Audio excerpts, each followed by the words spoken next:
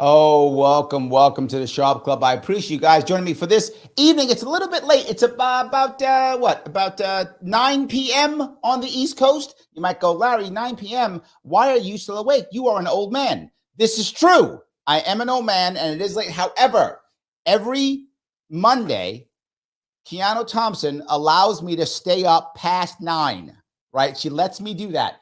And when she does that, I try to stay up and I try to be entertaining. It doesn't always work, but I do try. So tonight, I want to talk about something which I think is very interesting. Tonight, we are talking about comedians. It's April Fool's Day, right? And of course, they used to call the King's Fool was a comedian. Well, I have comedians with me tonight to talk about what's happening with comedians in politics. Is it important? Is it not important? Do they have gravitas and do they have some kind of influence or not? I have with me a panel of returning champions. Every single person on this panel tonight has been here at least once, some probably too many times. And I'm talking about the man himself, the author and comedian, Lou Perez. How are you, sir? Fantastic. How are you doing, Larry? I'm doing great. And our other returning champion, she is another awesome comedian. She's been on this show more than once also. The woman herself, Keanu Thompson. How are you? And you are muted, I think. Yes. I am well, Larry. How are you? How's that? And much better. Great. You're no longer muted. And then another returning champion who's been on our show before again, the one and only Leonarda Jonie. How are you? Oh, I'm doing, I'm not a fag, so I'm doing great. That's, and that's important. We want to make sure that was clear up front so we're not pulling any punches whatsoever. I think people are having a betting pool about how many times I can say it, so I want to pack it in. She came in hot. She did come in hot. I like that very much. But let me bring that up. Right, there was last year when I was at Freedom Fest, there was a woman who was on the panel, and one of the panels I was on, and she was talking about the idea of art and how she was worried that art. Her name, by the way, is Salome Siboney. She was on the show last week, and she was talking about the idea that art is being kind of co-opted by almost like a cancel culture or a worry culture. And now artists are kind of censoring themselves, right? Being afraid to say things. My worry about this is every art, comedy's an art, paintings an art, music's an art. They're all art, right? Different forms of art. If we are censoring our artists, are we literally stifling our politics and stifling our culture? Or am I going too far?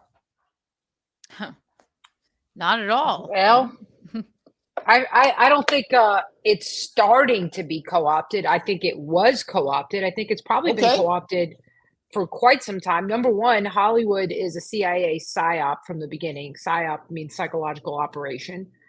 If you figure that one out. Yeah, anybody who knows, some people don't know, some people are pretty dumb. So you coming in hot, calling people dumb, dropping F-bombs. I like it. I don't think you are co-opted at all, Leonardo. I think you are not at all. Not at all. In fact, I might be co-opting myself. That's what's happening. Okay, there we go. But yeah, Hollywood from the beginning was about brainwashing people and getting them to accept something. Now, we always had like subversive artists or dissident artists who fought the power, and they're always getting slammed down, always from the beginning. But I think what she's hitting on is it's become totally Marxist regime where they do this thing where they do identity politics. That's a Marxist thing. They set people up against each other based on tribes. And then they basically are doing like a virtual gulags, right? Because if you say something that doesn't fit the narrative to such an extent, then they put you in a gulag where you get basically unpersoned. You don't exist anymore online. None of your stuff exists. Nobody can find you. You can't even appeal the decision. I mean, that's Marxism 101. So we're already there. Well, there we go. Lou, I have to write down unpersoned. Yeah, go ahead. Write that down, Ken. That's new vocabulary word for you. Is your new vocabulary word unpersonal. I know, my God, it's a terrifying. Did you get fag? Because I know you don't know that one either. You got to put that one down too. Yeah, put that one too. Lou, I know number that two, you and I both for everybody. know. Every time Leonardo says fag, I feel like I'm growing up with my brothers again, because that was my nickname. So, thanks, Leonardo.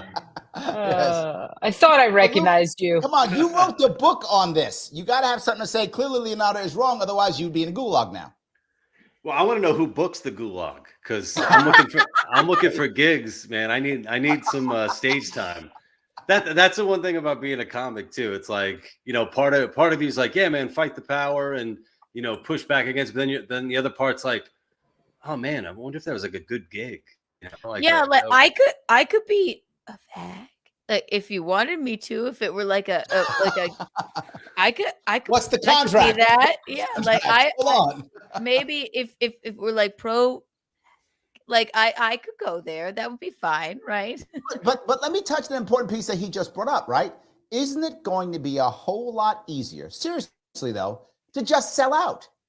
Right? So when you try to become the person that I think, oh wait a minute, Keanu's getting too popular.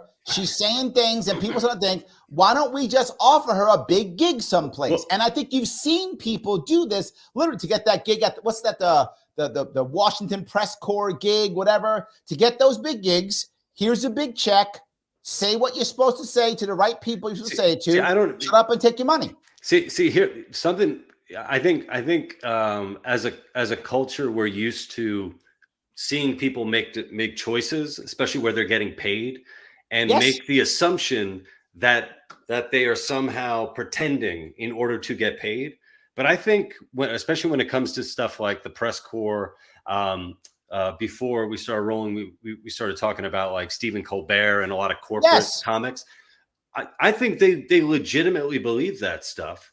And it just so happens that there's a lot of money there as well. So it sort of feeds. So you don't think they're actually selling out. You think they actually believe it and they're being selected because they believe it. That's what you think.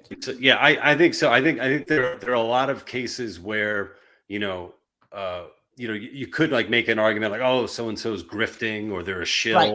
But I think it just works out. It's just a lot easier for people to make money doing what they actually believe. Like I think that's just, I think that there are a lot of people who would have a really difficult time, swinging that, hosting an event like with, So I just have the wrong political beliefs. That's my problem. I think so, Larry.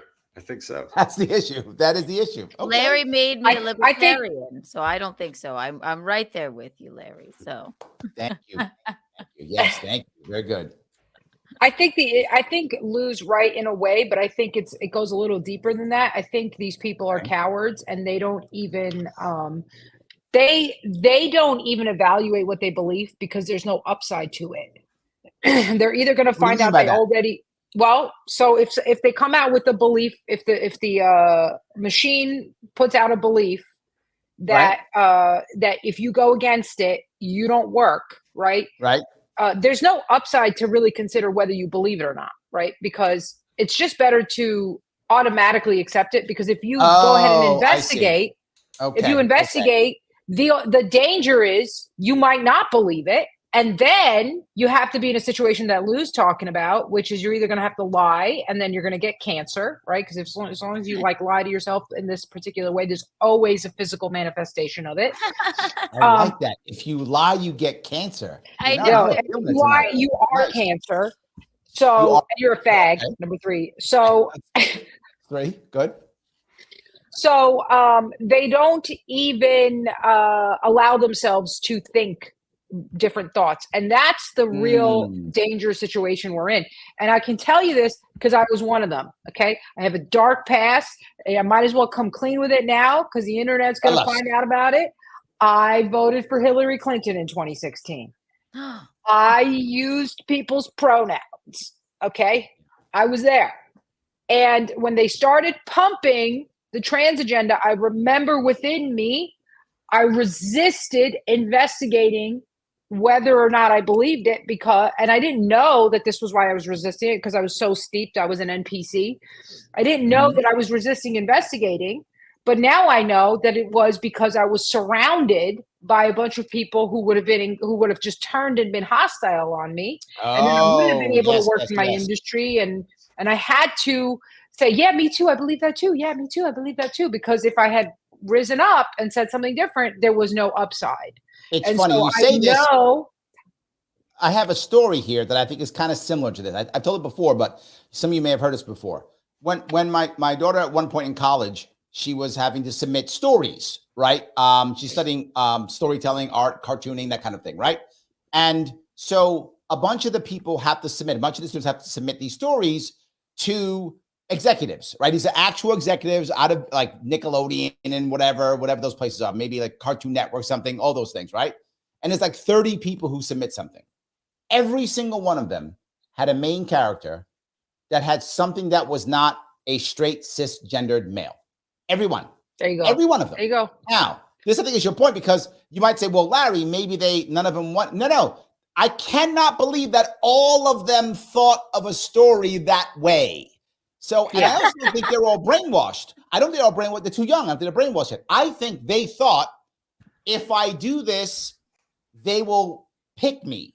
So I think they acted in a way that, oh, I got to have this. I got to have that. I got to put this so that they'll pick me. So I would say in this case, the art is shifting so that they'll get picked.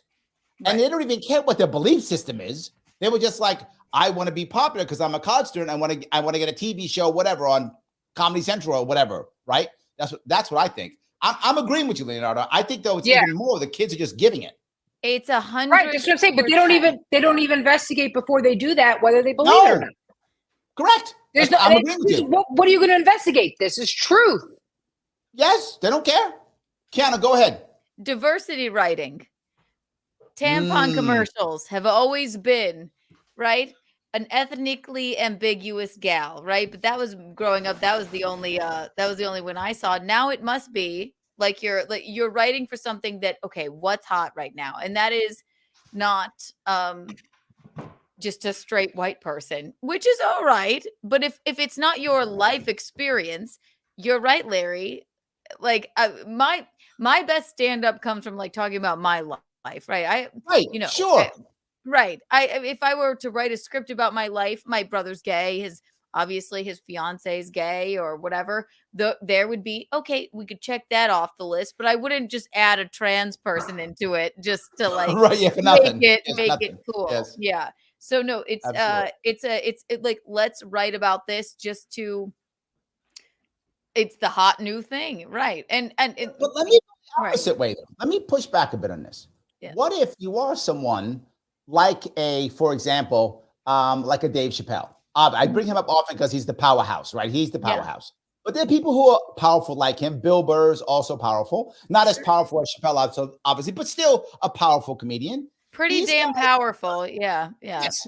Powerful, yes. Not as Chappelle, but powerful, right? Yeah. These comedians, they sometimes purposefully will put in what you just said. They'll put a trans person in, or they'll put a gay person in on purpose.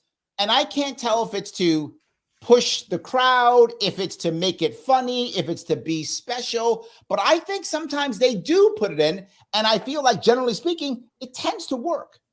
Yeah, and I don't mind representation of trans people. That's not why Bill Burr's doing it. Yeah, I do. Not doing it for that. I have to get on record and say I mind it. We shouldn't be represented. Well, unless yes. How come? I'll tell you why. Because it's a mental disorder. Hold on 1 second, Leanna. Let Keanu finish. Sorry, Keanu. Sorry, I thought you meant me. No, not at all. I don't mind representation of trans people in comedy, obviously. But if it's just because this is the hot thing, that's what bothers me. I'm like, trans people don't want you.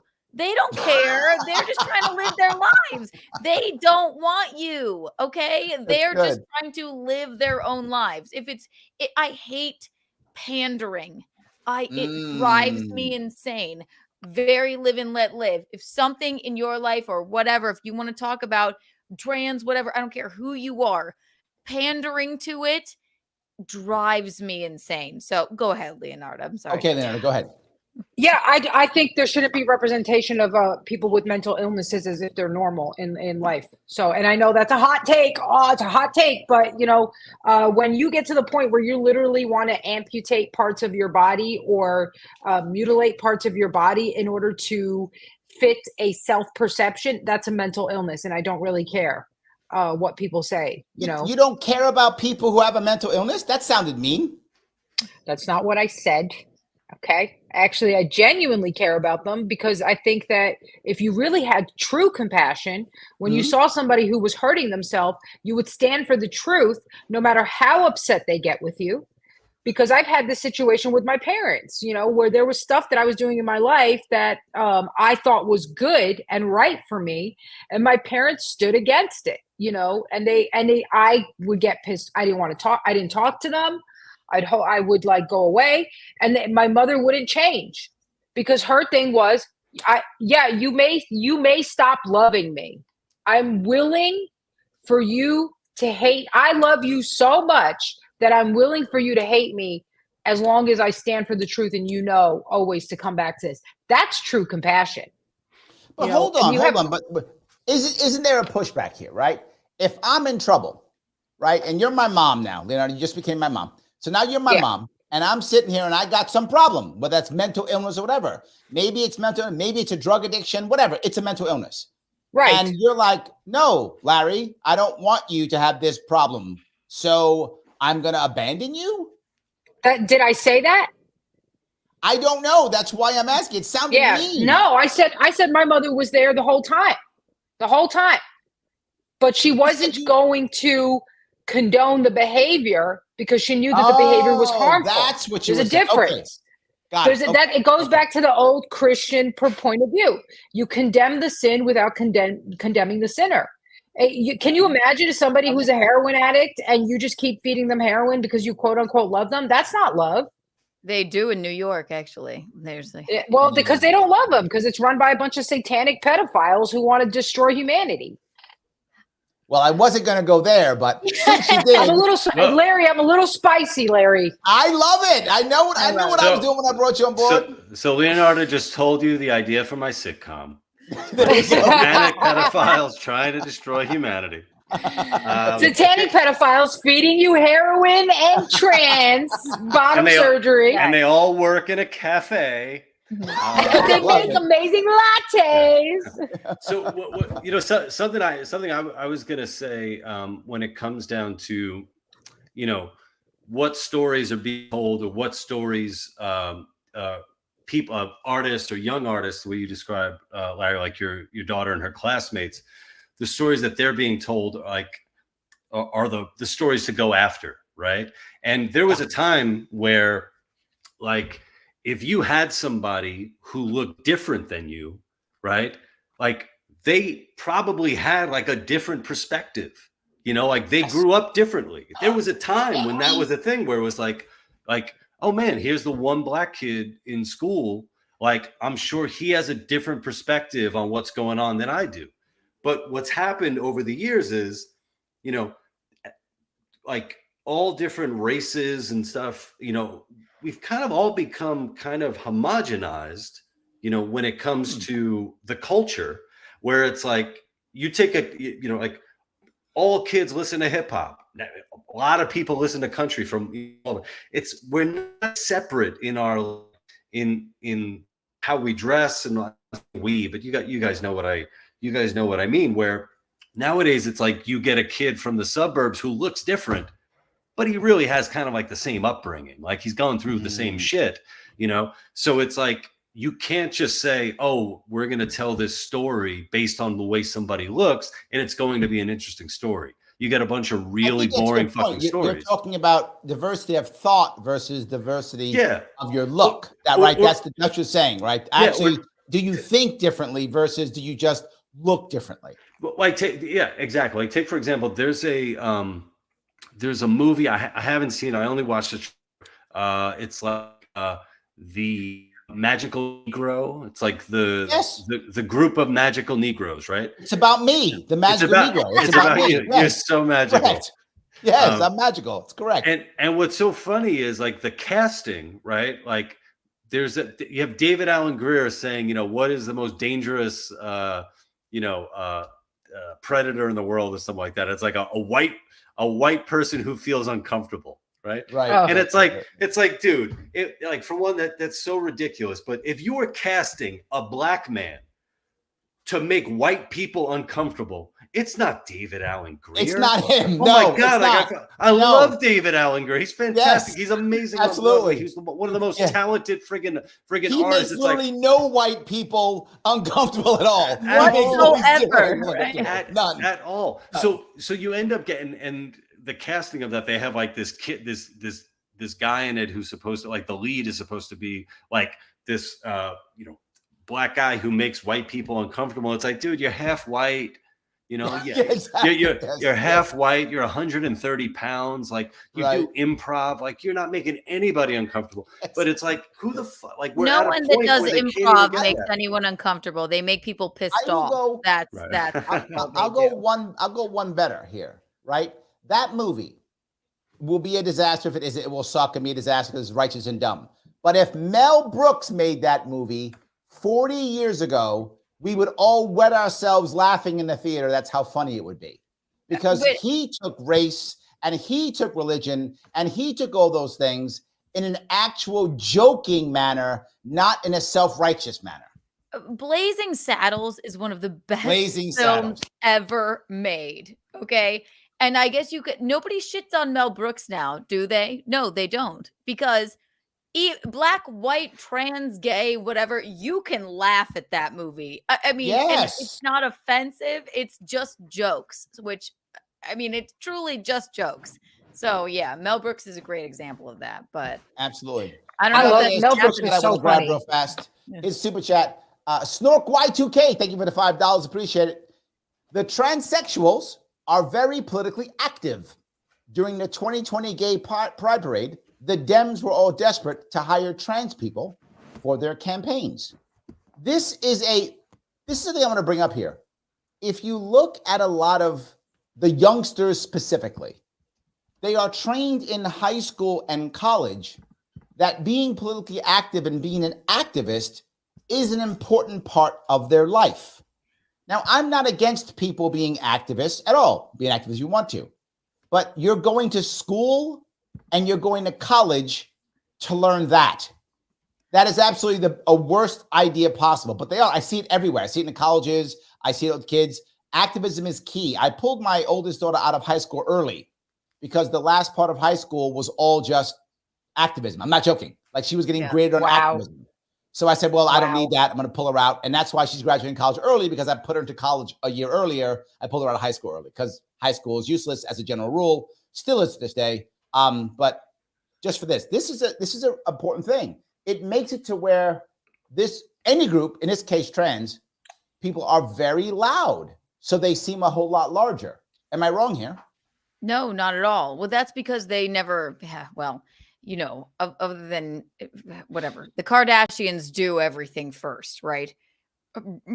Caitlyn Jenner coming out as a trans person was, oh my God. But they I'm sorry, but they set the trends for everything. And they don't even like Caitlyn now, but it's true. They really don't. Because she was Republican. Yeah, exactly. Yeah. They don't even like her. Not because of the trans part. They don't care about that. It's the Republican part they hate. Yeah. Right. They're like, oh no, you're wrong. You like the wrong political party, but go ahead and chop your dick off. That's cool.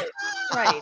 I just think the trans thing, the problem is TikTok and all of these things that are sort of I don't want to say indoctrinate, but it is sort of, that is what it is. It is. It's making kids go, well, wait, would I be happier if I were the other gender? Because who's happy when you're 13 and you're hideous and, going through your awkward phase? If I had seen TikTok, I'd be like, maybe I should be a man. I have no tits. I'm imagining there are definitely parents out there who see that cigarette in your hand and they're like, I do not want my child who's on hormone blockers to be smoking. please put that cigarette away. Yeah, the cigarette might give them cancer, but You're a hormone terrible, I terrible can influence. smoke kill it back. themselves. For Christ's sake, no, it's I'm terrible. going to give you an actual stat. Across the country, across the world, every single culture, the unhappiest age and gender is a 15-year-old girl. In it, Does and not matter whether you're in agree with India, that. Africa, Europe, Americas, does not matter. That is the unhappiest 15-year-old girl. It's like almost like suicidal level. You're not that unhappy, Yes. but you're ugly. You're either you're bigger than the boys, you're taller than the boys, your tits either aren't there or they're too big. And it's just it's a terrifying like age to be as a female. Yeah. So I don't know. I don't want children, but if I did, I would be like, don't watch anything. Just watch nothing. Watch nothing. Just so you guys know, I do have children. I'm not a creepy middle-aged dude with a pirate ship in my back. Yeah. I I thought would you were love becoming a it pirate a on little this. bit more if you didn't, and that was just your house. You're That like, was this just is just how I live. It's just how I live. I bring This chicks is just how I home. live, fool. Yeah. Yeah. So I bring all the ladies over and we play pirate. I'm So no we do. longer dating any 15-year-old chicks because they're the worst. They're the worst. That's very good. That's good. Mike has something specifically for you, Keanu. Media glamorizes trans and socialism without showing any consequences or realities. Worse, they ban any critique of the approved messaging, including comedy, which can be a great way to confront it. Mm-hmm. Comedy is the best thing to confront any like social I issue. agree completely. You get Absolutely, and it far drives me further crazy. with funny or sugar than you do with vinegar or hate, right? So you Well, want to say, I like to sprinkle in a little bit of both. I love that about you. I do. I think He likes to put a little salt on the chocolate. Tastes good. Little salt on the chocolate. Exactly. That's all. Exactly. Who doesn't like sea salt caramels? There we go. true. See? It's true. Who doesn't like hateful, funny jokes? Right. So, but let me go to a thing that I am a little concerned about, right? We're joking here, whatever. But what happens when Lou actually says something that's actually serious? Oh, no, he wouldn't. Okay, what if Keanu actually says something that was actually serious and valuable? I'm teasing you, Lou. You know I love you. Right? Just serious and valuable. Does the fact that you're a comedian, does that take away from the message? In other words, does someone go, well, how can I take her seriously? She's a comedian. So when I go, did you hear what Keanu said? She said this very savvy, smart thing. Does someone go, she's a comedian, what's wrong with you? Or do they go, yeah, she's smart? Does being a comedian matter either way? In other words, will they listen more or less or neither? They should listen because comedians actually aren't we the philosophers of this time? We kind of are. You don't have to be exactly. Not everybody's exactly poignant. And yes, there's jokes where I have a joke about gender reveal parties / abortion, right? And it sometimes that went someplace. Okay, go ahead. Yeah, it does not always hit it depending on the town that I'm in because people can get a little funky about it. But like it's just they are just jokes, but if it's in your brain thinking that, then you know, it's just something to consider. Isn't that what philosophy is? Well, It's just we something talked to about consider. Mel Brooks before, remember? And if you happen to see Mel Brooks's one of his movies, History of the World Part 1. Yes. In that movie, he calls the stand-up comedian a stand-up philosopher. He literally calls them a stand-up philosopher in that movie. So, yeah. Yeah, but then he said, but then when he goes to the unemployment line, she goes, did you bullshit today? Are you going to bullshit today? Did you try to bullshit today? And I thought that was really fun. I thought that was really good. That was the politician. That was the politician. I thought that was for him when he went to the unemployment line. I thought that was for the politician, wasn't it? I thought. No, I'm pretty sure that was for him. All right, That's now why I thought gotta it was rewatch funny. it now. All right, No, I I gotta have to rewatch it. rewatch Now. I it forgot. Nice. That's all your fault. I'm blaming you, Leonarda, when I'm watching it. I'm gonna be blaming you for that. Yeah, absolutely. So. Oh my God. Lars Mapson says Lou Perez in the house. Excellent. You have a fan, Lou. Look at that. What's up, Lars? That's awesome. You have a fan. I don't think we should take anything comedians say seriously. Comedians are degenerates who've failed at everything else in life. And now they're like let's be funny. And so, like, you know, here's the deal. Like, I have my thoughts and beliefs about stuff, but who the hell am I? Like, I have no kids. I failed as an actress. Invalid. Completely. Which makes me totally invalid. Completely. Failed as an actress. You know, just pretty much across the board. So what are you listening to me for? Like, you know why? I'll tell you why. Because we've lost the center of intellectual thought used to be academics and politicians. And they have lost our confidence because they just push propaganda that is so idiotic that everybody can see how idiotic it is. And what they want is to just have you accept it. You know, even science, remember during the pandemic, they were like, the science says. I remember at one point, I'm going to say this out here, and it's a little vulgar. I don't really like to be vulgar. That's not my thing, but I'm literally using the CDC's own words. I really hate vulgarity. I think you are. I do. I hate vulgarity. It makes me cringe, but this is what happened with the CDC. They were telling everybody to wear a mask, and they were like, stay 6 feet away from each other. And then they go, but if you're going to eat ass, this is the safe way to do it. And I was like, what the hell is going on? That's real. So they were like teaching you how to do that. I remember. I was like, okay, Satan's in the CDC. That's what's happening. Because there's no explanation. So when you turns out I was doing it wrong.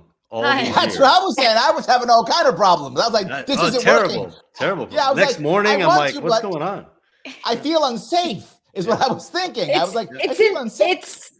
It's insane. Yes. And so that's what you have going on in the centers of like the people that are in charge of your country. Of course, they're going to look to like the clowns now. Now we got to look to the clowns to know what's real, because people know that we're the only ones.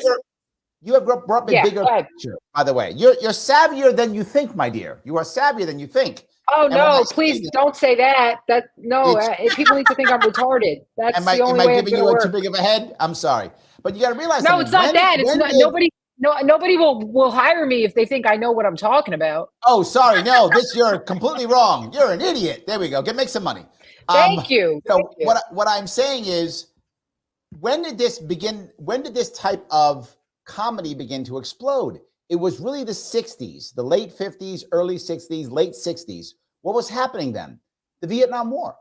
The Vietnam War was literally changing American politics. Prior to the Vietnam War, the average American honestly believed almost anything that academia said, honestly believed almost anything that the president or some congressperson or some senator said.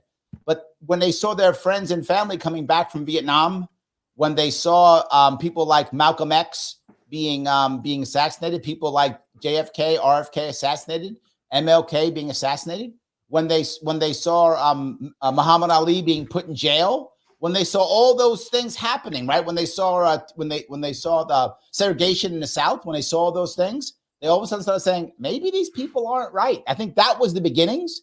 And that's Lenny Bruce, right? That's when that begins to happen in that area, right? How many times was he arrested? How many fucking times? Just for saying, hey, there might be something odd going on here. They arrested him. Like, yes, but that's the true spirit of stand-up comedy.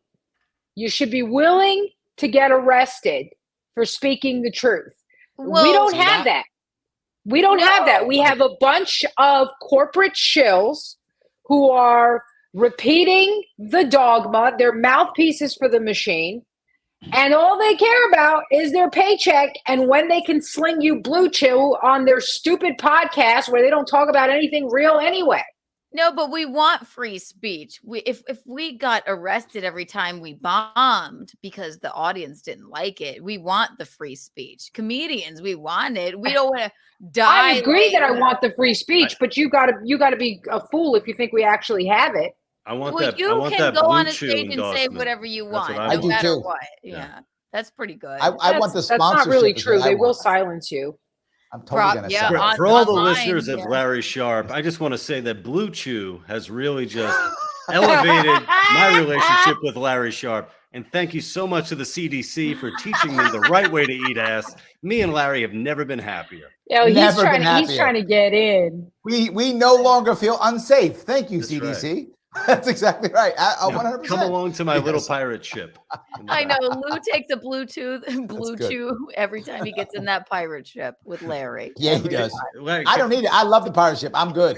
That's why we have it. Could I just point to that before you read the Go ahead. This note?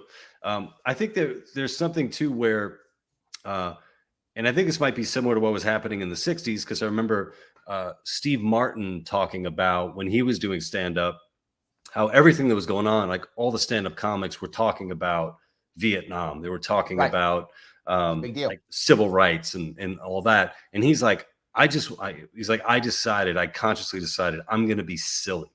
I'm going to do something that's completely divorced from politics. That's right. Brilliant. And that's how he's going to do his thing.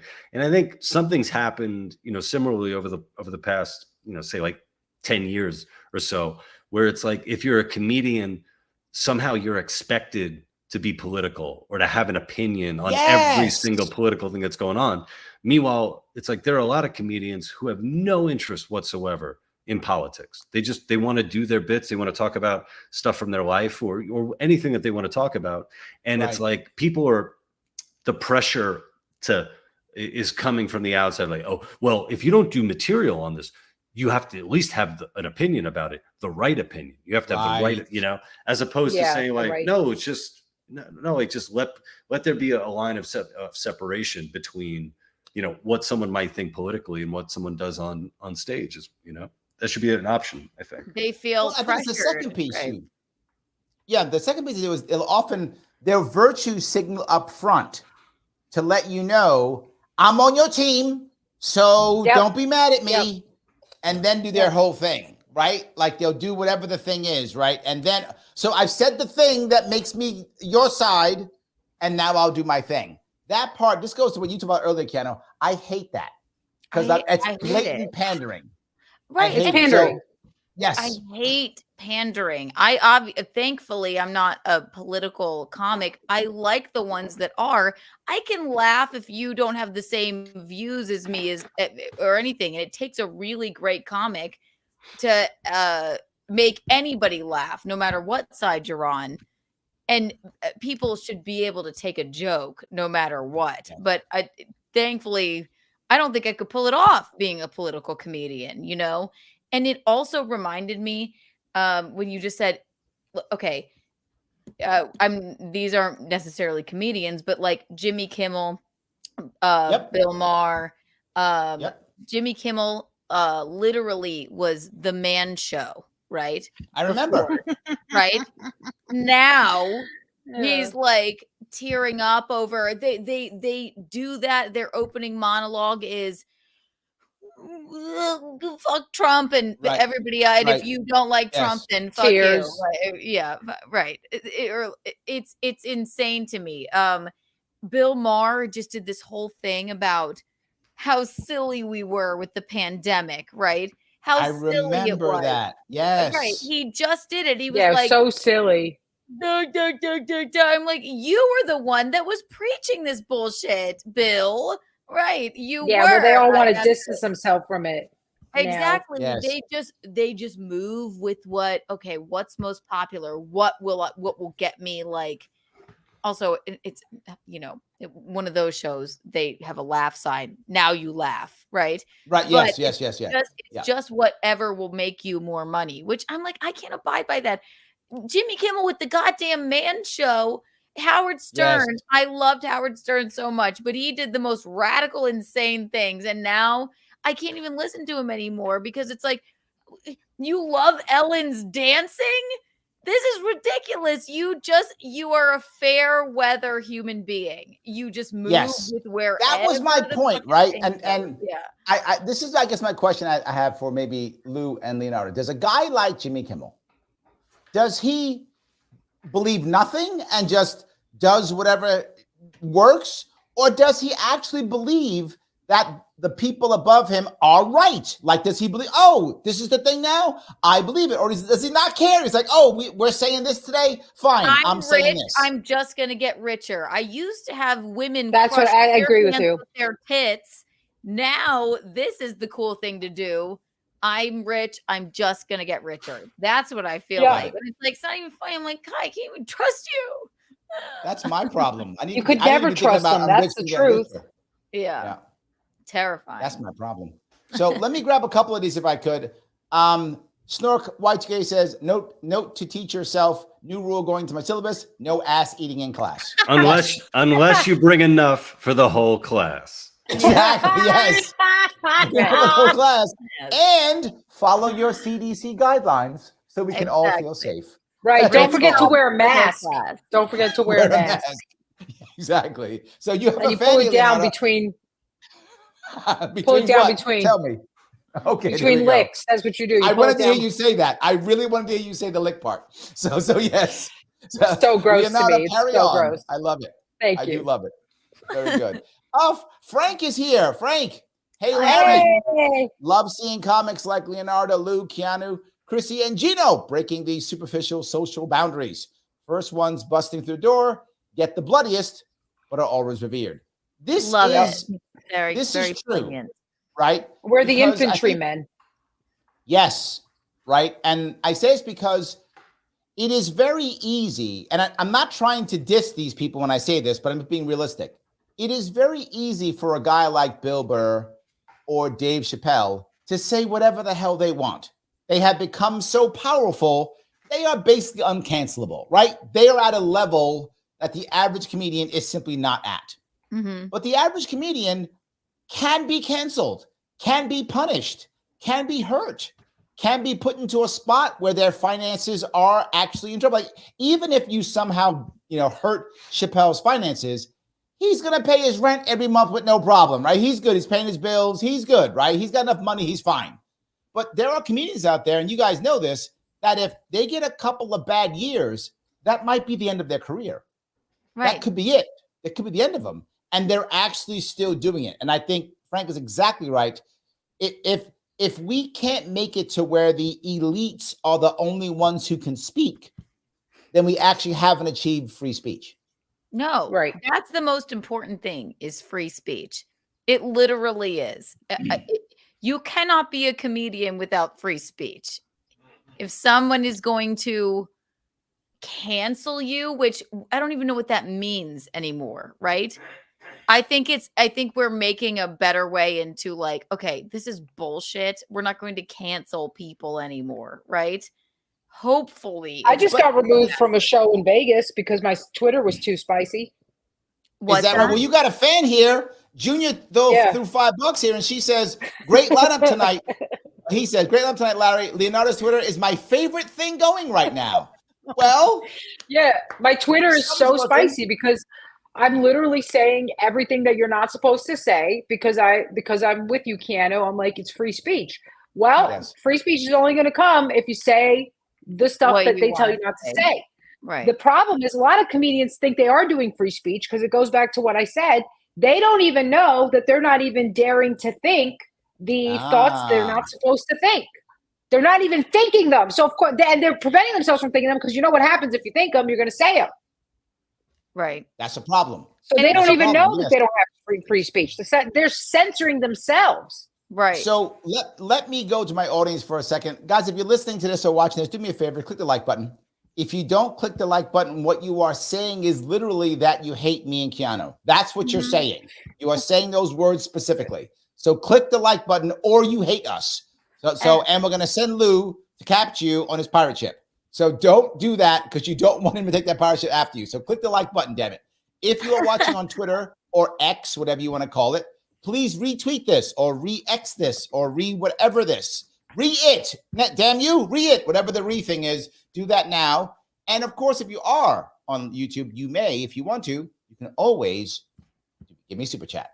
You can also become a member if you want to. $49 per month. That's not that much. That's hardly anything. That's like a coffee. I have coffee right here. It's just that. And then I can do more and more of this. I would be smoking, but I don't smoke. I do this instead.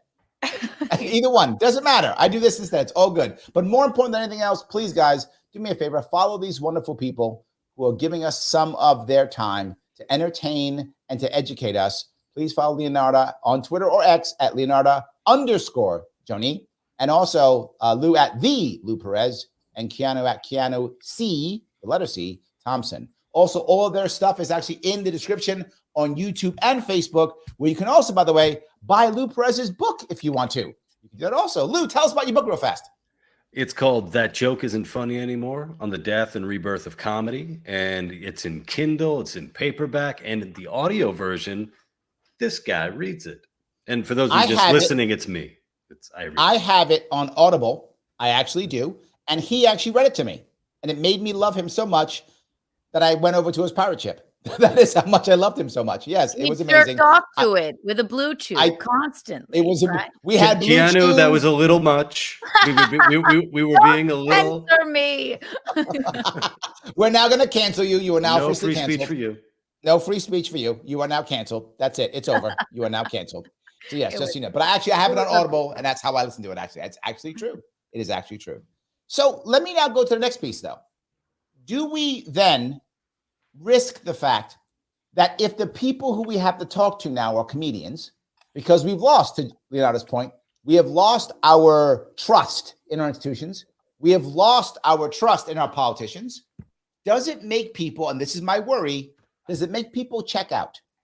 Do they go, if I can't trust my institutions and I got to believe some guy who's, telling jokes or some woman who's telling jokes, is it not worth it? Should I just check out? And my worry is people begin to check out.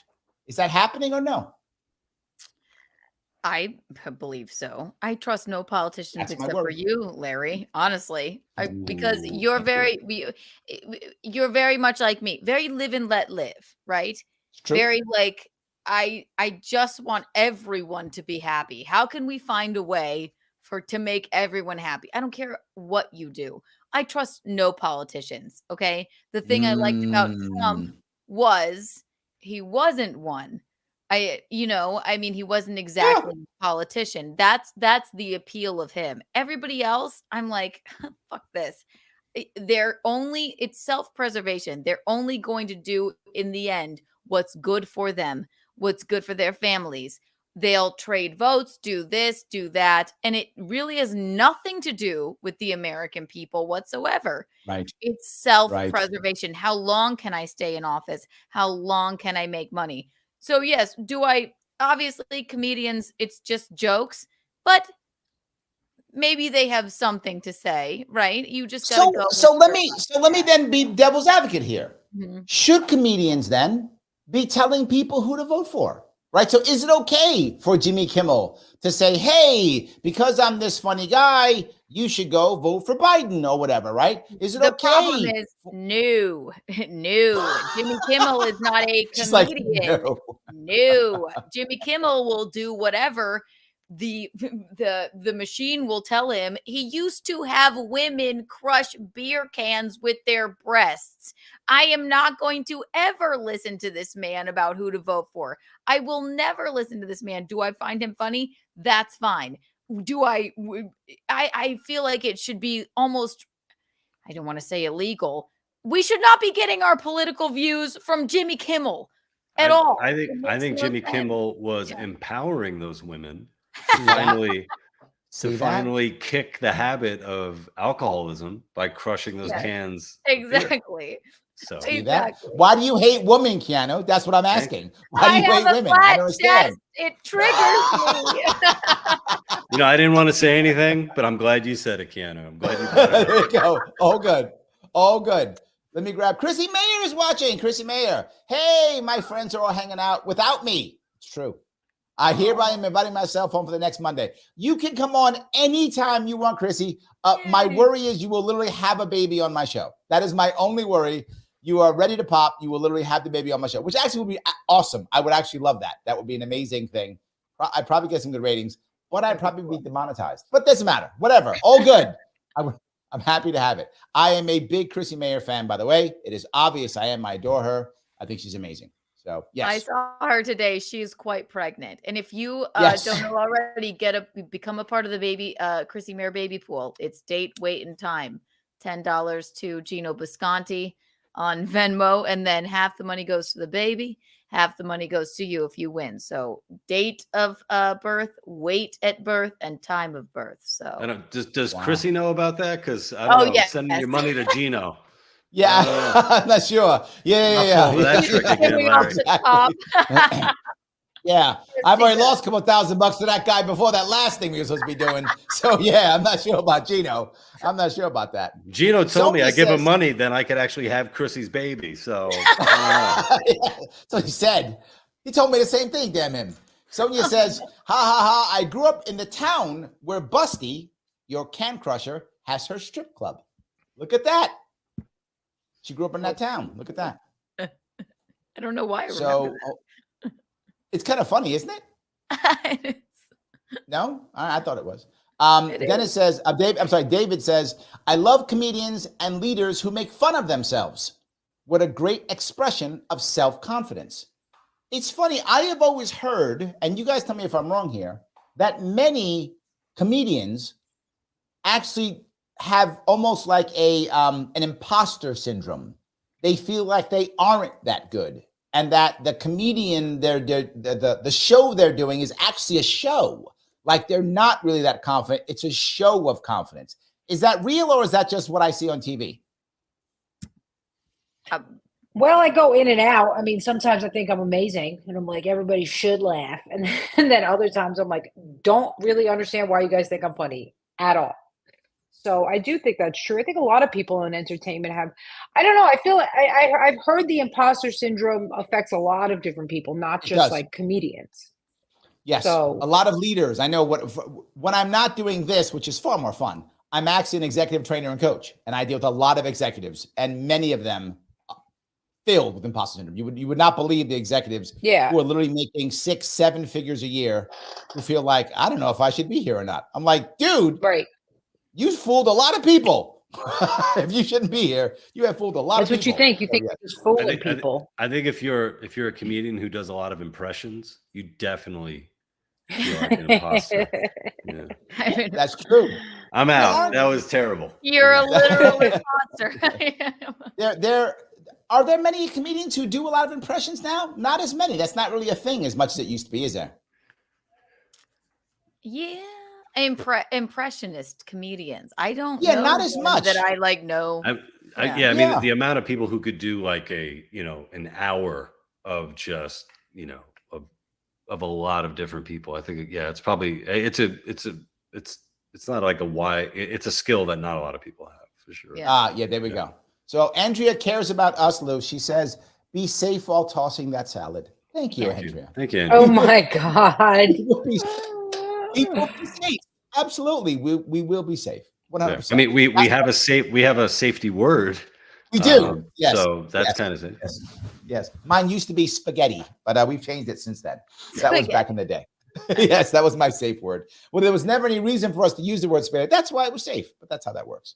Oh, because you guys don't eat carbs. You eat ass, but you don't eat carbs. Right. Carnivore diet right there. Yeah. I like that.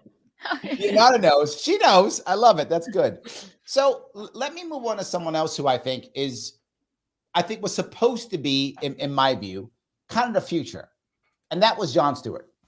When Jon Stewart had the Daily Show back in the day, I mean, that was like the political show of the day, right? And it was comedy, obviously. And it was skits and jokes and stuff. But it really was the thing. Like everybody watched it. It was super popular and all those things. I feel like if you were living at that time watching, you probably thought, oh, that's the future. So let me go get my own show and do that. And I'll be like Jon Stewart and that'll be the future. That did not happen. The closest thing to that is maybe Gutfeld on Fox. And that is exactly, but that's maybe a similar thing. Yeah. And that's pretty much about it. Am I wrong? It's like the last bastion of free speech there, Gutfeld, right? I mean, not last bastion, but the idea of a comedic news show, right? I don't think that's what actually happened. I think what happened is now you have things like The Hill and Breaking Points, or an individual commentator. Like on the left, it's that guy Hassan on the left, or TYT on the left, right? Or Daily Wire on the right, or like you have that kind of thing, right? Candace Owens or Matt Walsh. You have those types, right? Who aren't really comedians. maybe Crowder was that kind of ish, but not really. I don't think it took off. I think it kind of failed. Jon Stewart, I think, was like the pinnacle, and then it kind of went away. Am I wrong? Chrissy Mears' wet spot. Free speech. I mean, if you want to talk about a comedian, I mean, as a news show. I mean, as a news show. I mean. Well, also, it's a news show, and then also, in the case of like the Daily Show and Gutfeld, it's cable. So like a lot of the new examples that you would say are kind of alt media, and yeah. But I think I mean Gutfeld's crushing. I've been on 3 times, so. I know. I love going on. It's a blast, man. I watched. He pumped your book. I remember. That was impressive. So, but speaking of that, I want to go back to a bunch more comments I want to bring up. But before I do that, please tell me what you guys are doing or what you're promoting. Please, Keanu, tell me, what are you doing or what are you promoting? Keanu Cast. Larry's been on. We love Larry. Tuesday, Wednesday, Thursdays. Keanu C. Thompson. We're live Tuesday, Wednesday, Thursday. So yeah. Here we go. Leonarda, tell us what you're doing. Literally Twitter every day, all day. So just follow my Twitter. I'm on the road right now with another comedian. And I will, I'm going to set up a way for people to find out where I am, because I don't want to publish it publicly because I got removed from a show and I just don't want that to keep happening. But I will get people the info. And then I actually have a podcast called The Wrong Crowd, which I've resumed doing again. It's just fun. I just hang out with comedians and we roast each other and we talk shit. So I think that if you like my Twitter, you're certainly going to love the podcast. JR, you're listening. I hope you listen, JR. Lou, tell us what you're doing. Of shit talking. Yeah, so I got my book. People can go to thelouperez.com for all the info of all the stuff I'm doing. I have a show at the Williams Center in Rutherford, New Jersey. It's our first show back in a while. It's going to be this Saturday, April 6th at 8:30. And it's a stand-up comedy show. It should be fun. All the info, you can grab it on my website. There we go. Leonarda, I know you have to run. Thank you. So happy you came today. Thank you so much. I adore you. Please come back. Thank you for having me on. Bye, everybody. I love. Right. So I'm going to keep you guys on for a little bit because we have a couple more comments. I know Kenna wants to leave because she does not like me, but that's okay. I'm going to ask her to I'll stay here with you all night. How dare you? Oh, thank you. I appreciate it. That's awesome. So yes, a couple more comments if we could. Let's see here. Ken says, I think shows at the Daily Show lose a lot when they become excessively partisan. I think he's hit something there, right? Make fun of candidates like all corporations donate to them. As long as you keep 60-40, it's not that bad. Yeah, this is a point I remember. What I remember when I stopped watching the Daily Show, I stopped watching after, who was the guy after Jon Stewart came over? That guy, I forgot his name. Trevor Noah. Noah. When Trevor Noah took over, I felt, just my opinion, I felt the show became the let's beat up Trump show. But that's it. That's all they do. Right. Find another bit. Find something else to talk about. Like, they're like, this'll hit. Great. And then it just indoctrinates. It's like, all right, come on, please. All right. We can get over it. It's almost punk rock to like Trump now. You're just making people like him more. If this is all you fucking talk about, that's it. It became so partisan that I knew the punchline of every joke before they started. Like, okay, now he's going to say Trump's a bad guy. Hey, and Trump's a bad guy. Ha, ha, ha. And that was it. And not that I care about Trump jokes. I don't care if you're talking about Trump. I don't care. Yeah, please. Joke about him all day long. Yeah. Yes. Lou, you had a bit once. I forgot what it was about. Or maybe more than once, actually. I remember seeing it online. You were talking about stop making me defend Trump. Oh yeah, that was a sketch. Here we go, sketch is what it was. Years and years ago. Yeah, stop making me defend Donald Trump. Basically about a guy who doesn't like Donald Trump, never voted for him, but he keeps hearing people, take his words out of context or outright lie, and he pops in and has to like correct them because that's just the type of person he is. And they think that he must be a Trump supporter if they're, right. Yes. The nerve on this guy to correct him. And I think that resonated with a lot of people when it came out. And one of the things that I find is really difficult is to convince some of the critics of Trump that they are less likable than he is. It's really hard to turn to like that really annoying person who won't shut the fuck up about Trump and say like, no, dude, you're actually worse than he is. Like, I can't stand you. You're actually, there are people who are going to vote just to say, fuck you. Yes. You know, and I think I gotta tell you, that was a real thing. One of the things, I still remember that bit from years ago. One of the things that I remember is Bill Maher said this years ago. He was talking to some people on a show, and he was talking to some people who were Democrats, and they were attacking Republicans. They were going, "Oh, Republicans are so dumb. They vote against their best interest, blah, blah, blah, blah, blah." And he goes, "I don't understand it." And he says to them, "It's because they hate you. Like, that's the reason, because they hate you. They think you hate them. You act like you do, and they hate you back. And they're not going to vote for you because you hate them and they hate you." And it's what you're saying, Lou. Now we're voting out of, I'm mad, so I'm voting for this guy because I know this is going to piss off Lou. So I'm going to go teach Lou a lesson, right?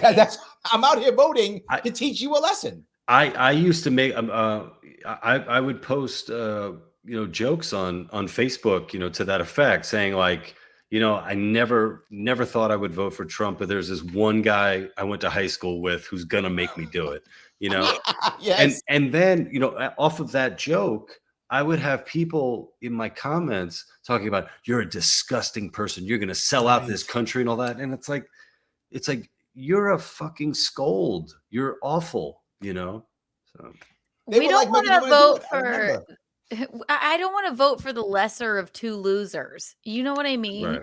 Like, I just don't want to do, I'd rather just not vote.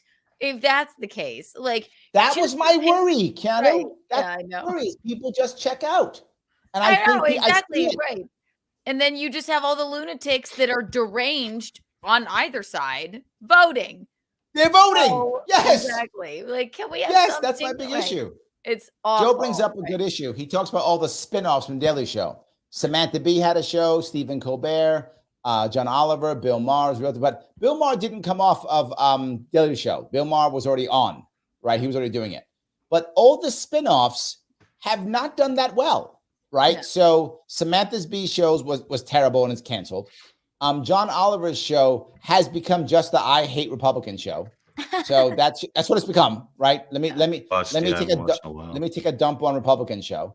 Stephen Colbert's show, I mean, he's good for the mainstream Democrat. They love him, but that's about it. Mm-hmm. So I'm not sure any of them worked. I don't know. I like Stephen Colbert. I like, I like Bill Maher. I like them. But then I'm like, sometimes I just watch that. I'm going, come on. Yes. So it's a little Sonia says, the actual news is a joke. I don't think we need comedy news shows. Oh, Sonia, nicely done. Nicely done. She's taking your job, Kiana. She's taking your job. I go to comedy shows to escape the bullshit. Okay. Right. See, you're all falling into my trap here. That's my point. Sonia is too. If I'm going to a comedy show to escape, am I checking out? Right? Is Netflix and the PS5 or whatever and Keanu Cast and that joke isn't funny anymore? Are all those things just pulling people away and then we're checking out? I hope not. I don't want to believe that, but I feel like maybe it is. I don't think so. I think a lot of people are being pulled towards maybe smaller groups, people that they trust, like, people who tune in, to shows like this and the other, other podcasts. I think for all of the distrust out there, there's, if I'm speaking for myself, there are definitely people who I trust and I go to because, people who are willing to say, oh, I don't really understand this. This person does. You should check out his stuff, whatever. And ultimately, one of the funny things that I was hearing for a while is the criticism of people who quote do their own research, like you do your own research. What do you like, as if that's a moronic thing to do, and it's it's at the same time where millions of Americans have taken on just inconceivable student loan debt. So it's like, Yes. wait a minute, you went to college and you're not able to do your own research? Like what? What Yes. the, so it's just terrible in all these ways where I think, a healthy skepticism is needed, right? Isn't that a necessity? Jimmy Dore had a joke. I remember I saw in a short on YouTube. He says, people say, do your own homework. That's do your research is stupid. Do we do anything else? He says, so you're gonna go buy a car. I'm gonna do some more research. Don't do your own research. Listen to the sales rep. He's the expert. He'll tell you what's right. Buy the car, he says. Nobody says that. If you're gonna go buy a car, you do your own research, right? If you have an issue, you would always check things out yourself. But in this one case, you shouldn't. Or I'm at the time. I remember people piling on Joe Rogan for around the COVID stuff. I'm so sorry I said that. I didn't mean to say that word. How dare you?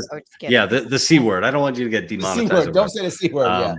No. Leonardo already demonetized me already. This one's already shot. This one's already in the can. This one's in the can already. It's fine. So I remember, the criticism of, people going after, Joe Rogan as if whatever Joe Rogan said, that's what people were doing. And it's like I'm a fan of his. I listened to his podcast. When he would have, people on, he would often have experts on who would disagree on multiple things. And I would ultimately say, okay, I'm going to listen to this expert. I'm going to talk to doctors that I know, and I'm going to assess, what's the best route for me. And, sure. So it's just, to me, it's just really silly, especially to hear adults talking about putting down the idea of doing your own research. It's ridiculous.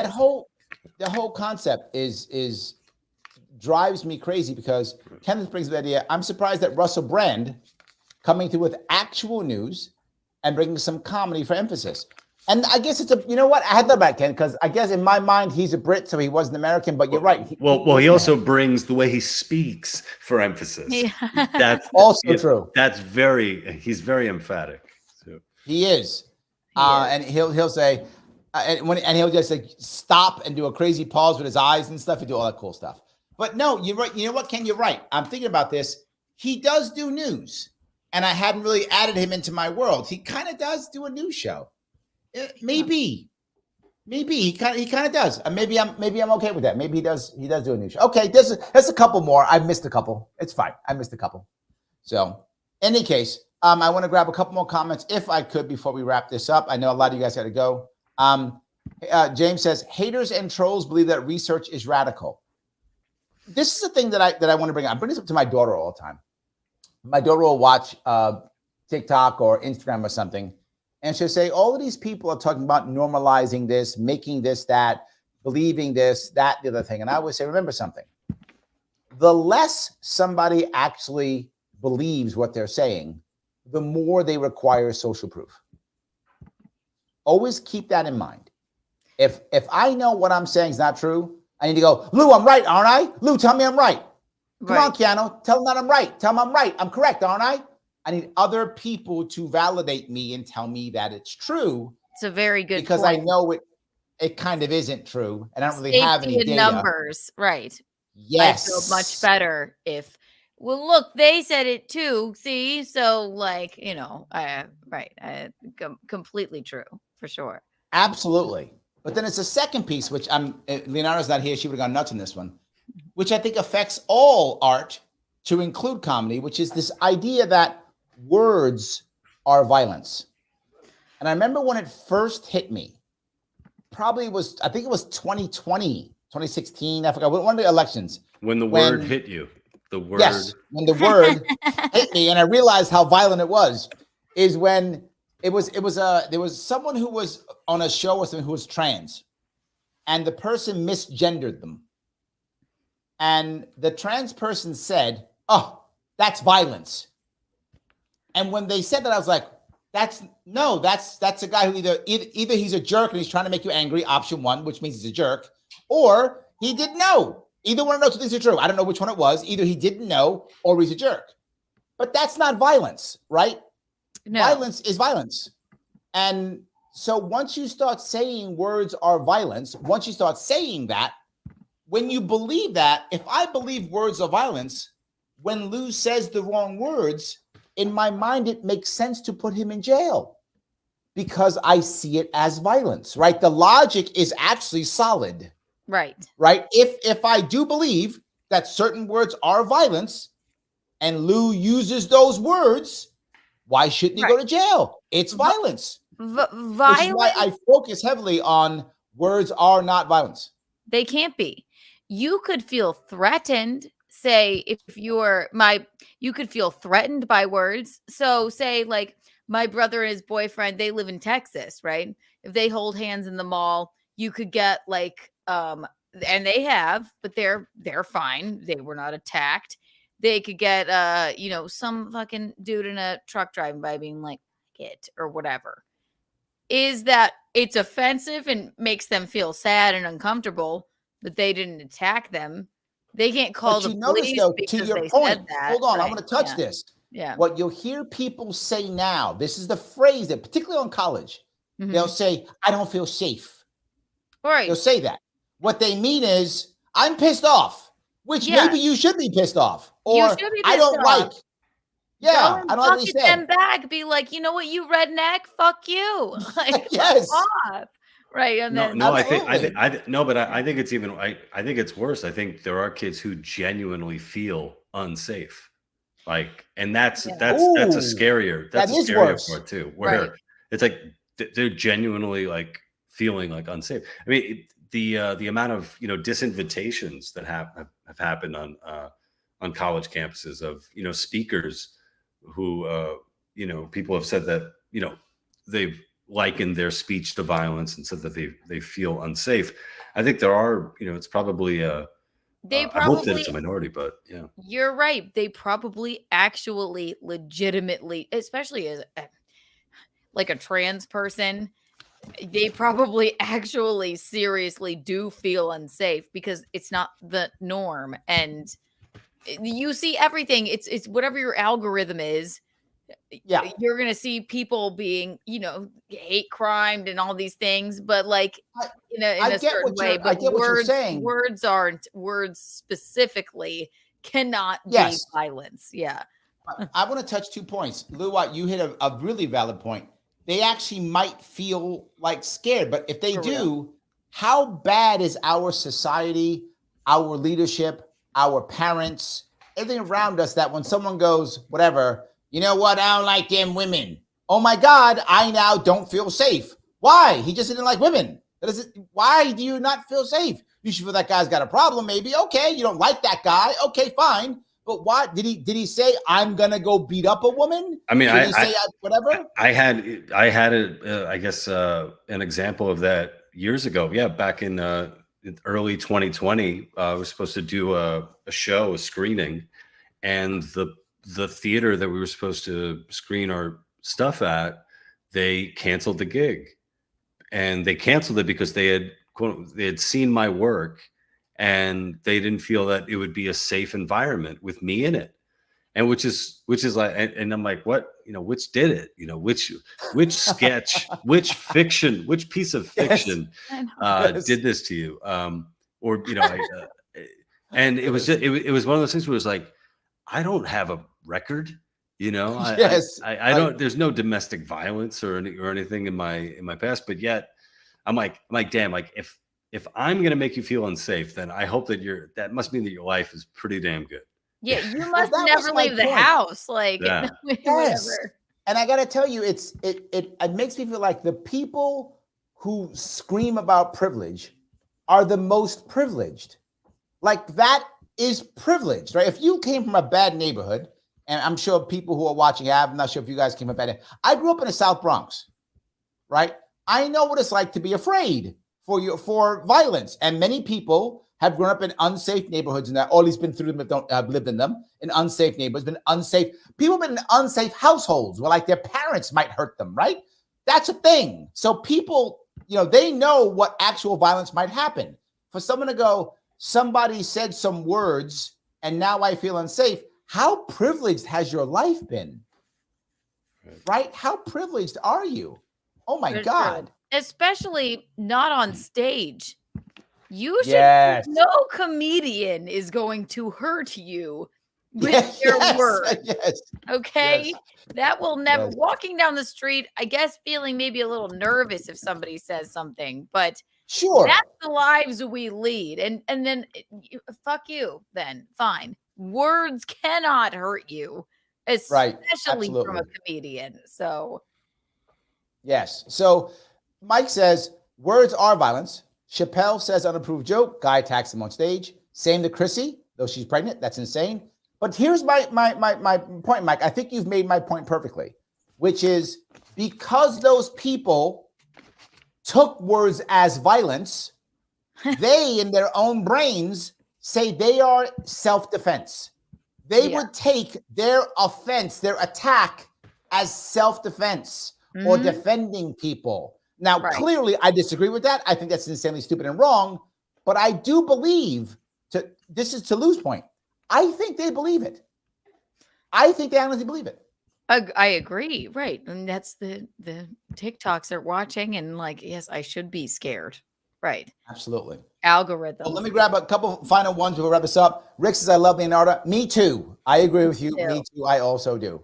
So Joe says, literal words without violence, however, words can have violent impact. True. Absolutely true. The piece that we'll bring up, Dave says, Larry, I was told silence is violence. So either way, you're in trouble. But now I will bring up this piece here. And there are threats, right? And if your line you're drawing, Joe, is what is a threat and what isn't a threat, I would agree, right? If I go, I don't like them people, whoever those people are, that's not a threat. Those people are bad, not a threat, right? Hey, Lou, why don't we go get those people? Okay, now we're talking violence. It's a threat, right? I get it. And now I see how you might want to make that happen. I totally consider it happening. So that's just my view. I know, Lou, I know you don't get those people, but what do you think? Yeah, I mean, we have to start talking. We have to talk about Brandenburg.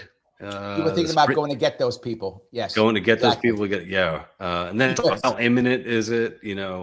Yes, all those things. Does that happen? Do you and I say, we got to go get those people? And then a month passes and I'm still not those people because I'm going to let you fight your own battles. You're starting Exactly, yes, absolutely, 100%. So, guys, anything you want to say before we wrap this up? Keanu, anything cool to close this out? Too much fun. Just subscribe to Keanu Cast and subscribe to this program. It's rude to watch and not subscribe. Absolutely. Yes, I always have the best rude time people. with you. Subscribe, you rude people. Do that. Lou, anything before we wrap this up? Head over to thelouperez.com and follow me over there. There we go. Guys, I'm going to ask you all who are watching a favor. Please, a favor. Favor number one, click the like button. If you haven't, that means you hate me, and now I'm mad at you, so click the like button. Number two, if you can share this in some way, shape, or form, do so. Number three is very specific. After this show is over, please come back to wherever you are watching it and leave a comment after it's over. The Al Gore rhythms like that very much. Thank you so much, guys. I will see you all very soon.